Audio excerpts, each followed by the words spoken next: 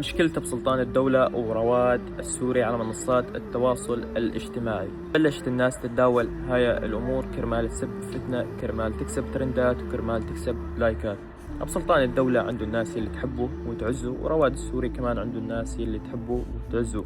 بالأول والأخير كلنا إخوان، كلنا شعب سوري، ما يلزم شمة الناس بينا، ما يلزم نخلي الناس تضحك علينا. طبعا الكلام لا موجه لا رواد ولا أبو سلطان الدولة، لأنه الشخصين واعين، وبالأول والأخير راح يرجع يتصالحون وراح يرجع إخوان، لأنه نحن الشعب السوري قلوبنا طيبة ونحب بعض. مهما صار بيناتنا راح نظل إخوان، خص في دول المغترب اللي هي أوروبا ولا كان خارج أوروبا.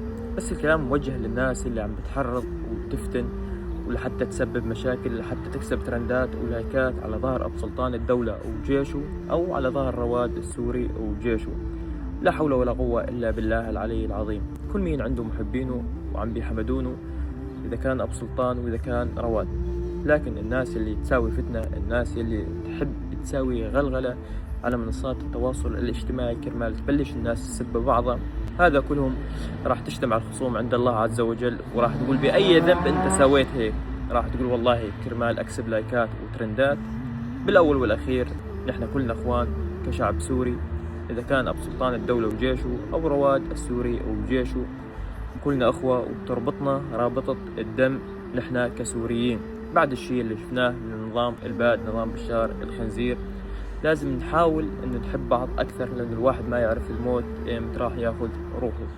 ما يلزم هاي المشاكل والقالات على منصات التواصل الاجتماعي يلي تحبون تساوون فتنة بين هذا الشخص ومحبينه وبين هذا الشخص ومحبينه. تحياتي الجيش أبو سلطان الدولة، تحياتي للجيش رواد السوري، والله يحفظكم إن شاء الله ويعطيكم على قد نيتكم وعلى قد ما تتمنون للناس. أريد من الكل يكتب لي رأيه بالتعليقات، كيف رأيكم في أبو سلطان الدولة وجيشه، وكيف رأيكم في رواد السوري وجيشه. أثبتوا رأيكم بالتعليقات.